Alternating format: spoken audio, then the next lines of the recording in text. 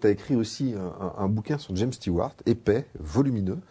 Et pourquoi James Stewart? C'est-à-dire qu'en étant cinéphile, tu dois aimer 10 000 acteurs, 10 000 réalisateurs. Enfin, tu l'as prouvé en faisant le doc sur Cassavetes. Et un bouquin, James Stewart. Qu'est-ce que James Stewart a de particulier dans ta cinéphilie? Ce qui différencie un peu James Stewart de beaucoup d'autres grands acteurs de sa génération, c'est-à-dire de Cary Grant et d'un tas d'autres, bon, c'est qu'il a quand même, pour moi, un taux de réussite dans ses choix de films qui est quand même sidérant. C'est-à-dire que c'est quand même le mec qui joue dans pratiquement les meilleurs films de Hitchcock, tous les meilleurs westerns d'Anthony Mann, dans peut-être le plus beau film de Capra, et je pourrais en citer encore quelques-uns. C'est-à-dire qu'il a une carrière à tomber par terre, quoi. C'est lui, ce type qui commence dans les années 30 avec une tête pas spécialement extraordinaire, cette espèce de longue tête à la Fernandel, là, bon, qui pourrait être un acteur de second plan finalement. Eh ben, il est tellement bon qu'il se débrouille pour se faire engager par tous les plus grands réalisateurs de Hollywood. Il fait Ford, il fait Hitchcock, tout le monde veut le faire tourner et il est toujours excellent dans tous les films. Et voilà, et ben moi je me suis rendu compte qu'il était dans plein de films que j'adorais, puisque les listes de films préférés ça évolue au long d'une vie. Bon, moi il y a eu une période où mes films préférés c'était Les Deux Cavaliers, Vertigo, Fenêtre sur cour, L'Homme de la Plaine. Bon, voilà, et j'avais toujours James Stewart. Alors, je me suis dit, bon, bah, quand même, il faut faire un truc sur ce type, il est trop bon. Alors voilà, je l'ai rencontré une fois quand il est venu à Cannes avec June Allison pour la ressortie de The Glenn Miller Story dans les années 80, 85 je crois. C'était un monsieur extrêmement gentil, très poli, très doux, quoi, de la vieille garde, des vieilles générations. Et quand on le voyait, on se disait, mince, ce mec a tourné dans tous ces grands films, mais comment est-ce possible?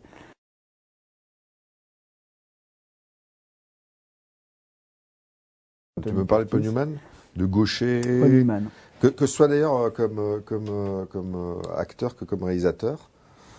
Alors Paul Newman, c'est un cas singulier, parce que justement pour le comparer avec un Cassavetes, moi je pense que Newman c'est un acteur fantastiquement charismatique. C'est-à-dire que c'est pas pour rien que les premiers rôles qu'il a récupérés, c'était des rôles que James Dean aurait dû tourner et qui n'a pas tourné puisqu'il est mort juste avant de faire Le Gaucher et de faire Marqué par la haine.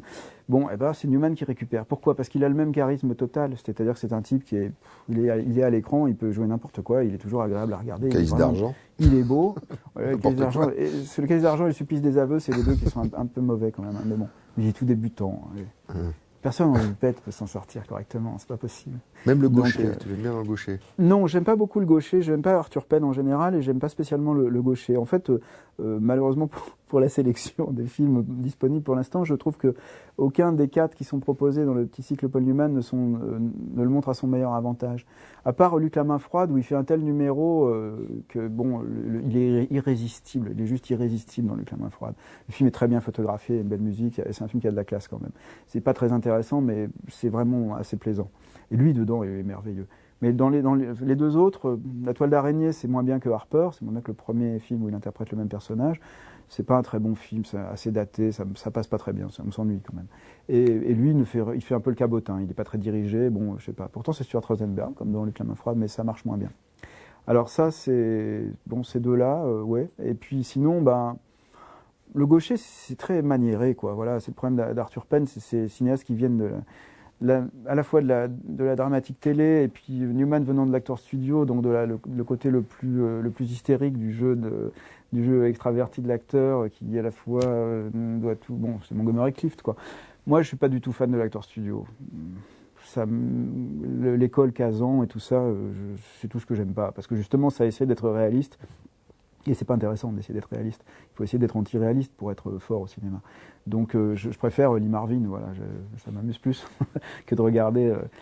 Donc j'aime beaucoup les films où il y a des acteurs comme Newman et Lee Marvin, ou Lancaster et Lee Marvin, qui sont mis ensemble parce qu'on a des jeux contrastés. Voilà. Donc Newman est formidable. Dans tous ses films, on peut le voir avec un grand plaisir.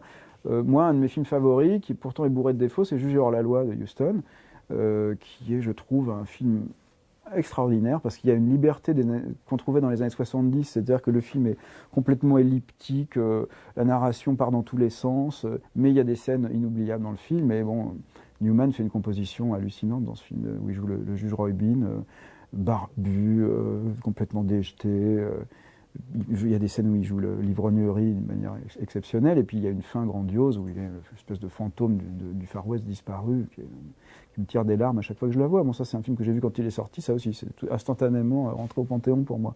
Pourtant, je ne suis pas un fan absolu de John Huston, loin de là. Mais Newman était fort, et on allait le voir pour Newman. Voilà, ces acteurs de cette période des années 70, pour moi, sont des acteurs qui étaient très hauts dans la comment dire, dans la capacité d'intéresser le spectateur, de soutirer de l'intérêt et de l'émotion au spectateur. Parce ils se sont débarrassés après des tics de l'acteur studio, ils sont devenus naturels. Ils sont devenus, avec le background de l'acteur studio, ce qu'était John Wayne au naturel, parce qu'il jouait lui-même. Donc Newman, au bout d'un moment, il a son background de l'acteur studio, mais il joue lui-même. Donc il a de la technicité, il sait ce qu'il faut faire et tout, mais il ne peut pas s'empêcher, c'est une telle star, comme Redford, c'est de telles stars, comme Hoffman à l'époque. Ils sont tellement bons que, voilà, comme a été Pacino, c'est des acteurs, c'est les acteurs américains, quoi. Ils sont monstrueux, ils sont monstrueux. Dès qu'ils sont sur l'écran, ils écrasent tout et ils peuvent jouer n'importe quoi. C'est toujours juste pour les regarder eux, ça vaut le coup. Et en tant que réalisateur, Newman est un peu, et je pense, est assez personnel, mais un peu moins intéressant que Cassavetes parce qu'il est très guindé, il se brille lui-même. Aucun de ses films n'est complètement réussi parce qu'ils ne sont pas très généreux, ces films. Ce sont des films assez secs. Il n'y a pas beaucoup de bons acteurs-réalisateurs, hein, c'est vrai. Bon, en plus, là, on est dans une période où maintenant, et d'ailleurs, même dans le cinéma français, c'est explosif. Je veux dire, n'importe quel acteur fait un film. Voilà, donc, sauf que c'est des métiers différents. Non, mais eux, ils sont reconnus pour leur film, pas Richard Berry. Si j'ose dire. Il y a eu des spectateurs. Mais il n'est pas reconnu comme un grand réalisateur. Guillaume Canet, il y en a plein. Tout le monde en France est comédien et fait un film. Donc bon, c'est une tendance intéressante. Je veux dire, ça donne des choses parfois inédites qu'on n'a pas vues avant, parce qu'il y a un regard de l'acteur sur la façon. Mais c'est vrai que pour moi, Cassavetes, c'est vraiment un peu au-delà, parce qu'il était, je pense, plus metteur en scène que comédien. C'est un très bon comédien, très agréable à regarder, et très charismatique, mais il est surtout cinéaste et auteur, écrivain. Donc Newman, Newman est quelqu'un qui était, je pense, qui se pensait, je ne sais pas s'il était vraiment, je ne l'ai jamais rencontré, mais je crois qu'il se pensait plus intelligent que le métier d'acteur, et qu'il pensait être capable de faire autre chose. C'est quand même quelqu'un qui a fait beaucoup de théâtre aussi, par exemple. Donc il était aussi dans une dimension littéraire, une dimension de recherche de sens, de qualité. Bon. Et c'est ce qu'il a essayé de faire dans ses films. Alors, bon, et puis il y a aussi son couple, hein, c'est un peu, toute proportion gardée, c'est aussi des histoires de couple qui fonctionnent sur un binôme, c'est-à-dire que c'est Cassavetes, c'est Gena Rowlands, et Newman et Joan Woodward. Quand il fait tourner Joan Woodward. Bon, il y a une espèce je pense, une complicité, quoi. C'est aussi des beaux couples de cinéma, quand même. Mais Newman est plus sec comme réalisateur qu'en tant qu'acteur. En tant qu'acteur, il est généreux, il est capable de faire n'importe quoi. Bon, tu regardes même des mauvais films comme Les Indésirables, justement, de Rosenberg avec Lee Marvin, qui est pas un bon film, mais où lui, il est très bon, quoi. Parce qu'il y va à fond. Enfin, même dans les plus mauvais films de sa carrière, il est toujours pas mal, même dans Le Jour de la fin du monde. Non, là, celui-là, peut-être pas.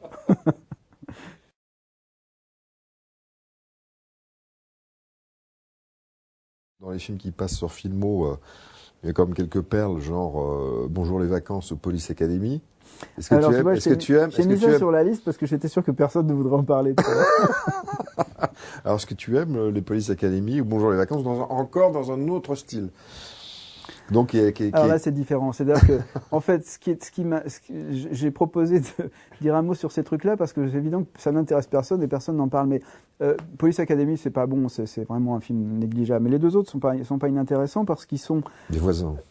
Alors, Les Voisins et National Lampoon's Vacation, donc Bonjour les vacances, ce sont des films qui viennent de cette école Saturday Night Live, qui est quand même un truc qui a été très important dans le cinéma américain des années 80. Hein. Bon, c'est l'héritage de Dan Aykroyd et John Belushi, et de gens comme Ivan Reitman, comme Landis, etc. Bon, c'est Harold Ramis, c'est vraiment l'école de cette émission de télévision Saturday Night Live, qui est un show de comédie, comme on a essayé ensuite d'en faire beaucoup en France, et notamment à Canal+, où on a la fine fleur du comique d'un moment donné qui se réunit pour faire des sketchs, etc. Et après, quand tu déclines ça au cinéma, les films sont plus ou moins bons, mais tu as quand même une vitalité dans la drôlerie, dans la proposition de comique qui est épatante. Quand tu vois des gens comme Belushi, bon, la base de ça, c'est Blues Brothers en tant que film de cinéma avec de Landis, qui est quand même un film très plaisant, encore maintenant. Moi, je le montre à mes enfants maintenant, ils trouvent ça très rigolo.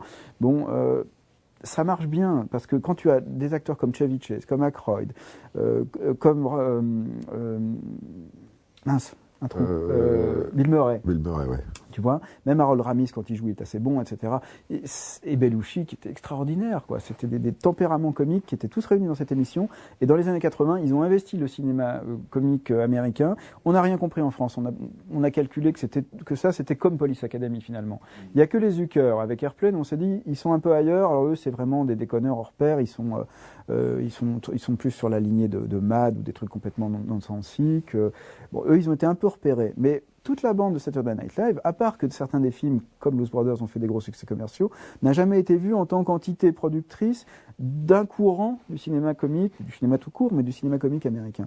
Mais quand tu vois des films même mineurs comme Stripes avec Bill Murray et John Candy, tu vois, c'est des films qui fonctionnent bien. National Lampoon's Vacation, c'est très drôle. Il y a des scènes avec Chevy Chase qui sont vraiment marrantes. Chevy Chase est un acteur complètement ignoré, sous-estimé. Alors, parfois, ils ont fait des films qui étaient faibles. Bon, Spies avec Sutherland n'était pas un film réussi, mais Un fauteuil pour deux. Avec Drôle d'espion de Landis. C'est pas un film réussi, c'est pas drôle. Mais d'autres fois, quand c'est Un fauteuil pour deux du même Landis, ça marche très bien. C'est des films drôles. Eddie Murphy a été un peu le corollaire de ça, mais il est un peu d'une autre tradition. Mais le courant Saturday Night Live était super important. Donc si les cinéphiles ont l'occasion de voir un film où il y a un de ces acteurs de cette période-là, il faut au moins qu'ils le regardent parce qu'il y aura toujours quelque chose à sauver. Bill Murray, Aykroyd, Belushi, Harold Ramis, les films réalisés par Landis, il faut toujours les voir parce qu'il y a toujours quelque chose dedans à sauver dans cette période-là. Après, ils sont chacun partis vers d'autres rôles et d'autres films, mais il y a un petit moment intéressant comme ça.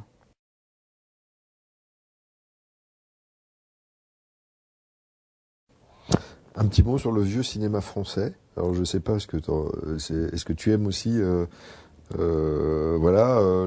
dans la liste il y avait les anciens de Saint-Loup et les disparus de Saint-Agile, oui, parce que c'est ton côté scout qui. Alors non, mais là-dessus je peux dire deux choses. Un côté louveteau dans ces films.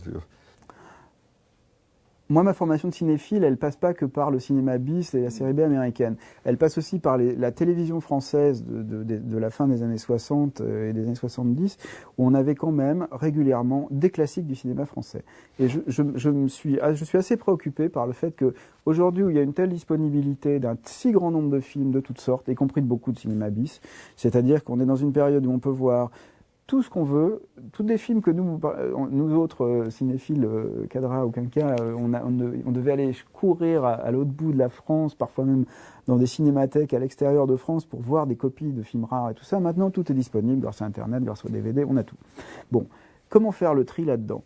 Pourquoi quelqu'un irait-il regarder aujourd'hui Les disparus de Saint-Agile ou les anciens de Saint-Loup ? Qui c'est qui est Pierre Véry aujourd'hui ? Qui c'est que ce mec a écrit des trucs pas toujours intéressants, mais quand même aussi l'Assassin habite au 21, un certain nombre de choses merveilleuses comme ça.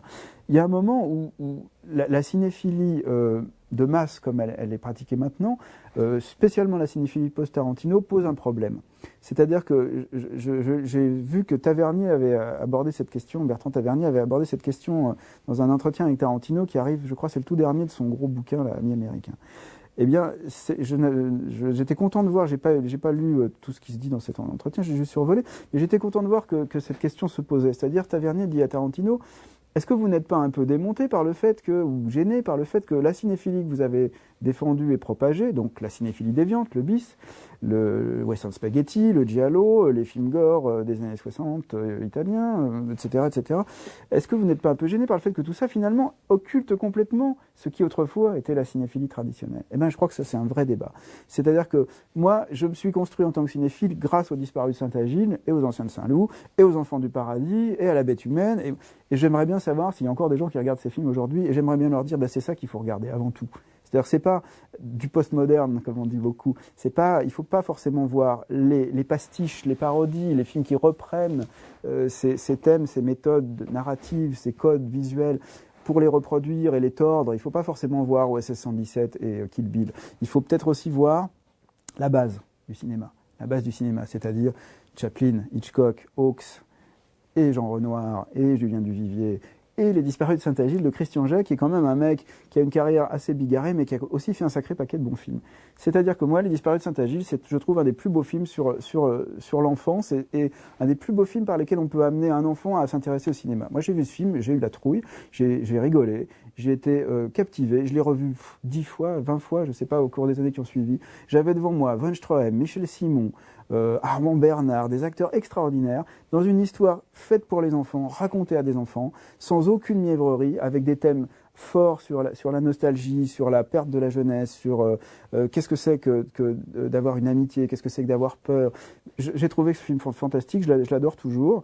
Les Anciens de Saint-Loup, c'est la suite, en gros. C'est pas dit comme ça, mais c'est les personnages des Disparus de Saint-Agile, les 3 héros des Disparus de Saint-Agile, se retrouvent 15 ans après, reviennent à leur vieille école, retrouvent leur vieux professeur. Ce ne sont plus les mêmes acteurs, mais c'est plus comme dans le premier Mouloudji et ses 2 copains, avec une figuration de Serge Reggiani et d'Aznavour, quand même, c'est pas rien. C'est, tout d'un coup, on est 10 ans plus tard, et c'est Bernard Blier et François Perrier. Bon, bah, c'est pareil, Bernard Blier et François Perrier, c'est des acteurs qu'il faut regarder. Il ne faut pas regarder que Georges Clooney et Brad Pitt, il faut regarder aussi Bernard Blier et François Perrier, parce que c'est des sacrément bons acteurs qui ont joué dans plein de bons films. Il ne faut pas oublier le cinéma français classique, voilà. Il ne faut pas oublier parce que c'est du noir et blanc, parce que c'est vieillot, parce que ça peut être daté. Dans tous ces films, il y a des choses passionnantes, il ne faut surtout pas passer à côté. Moi, je dirais, cinéphile, commencez à la base. Avant de voir les films de cannibales de Ruggero Deodato, tapez-vous un Bernard Blier en noir et blanc de 1939, tapez-vous un Vieux Duvivier, tapez-vous un Les Enfants du Paradis, qu'il faut avoir vu, parce que c'est un des plus beaux films du monde. Voilà, il ne faut pas oublier ça. Et moi, je dirais, voyez Les Disparus de Saint-Agile juste parce que c'est l'essence du cinéma. Tout est dedans.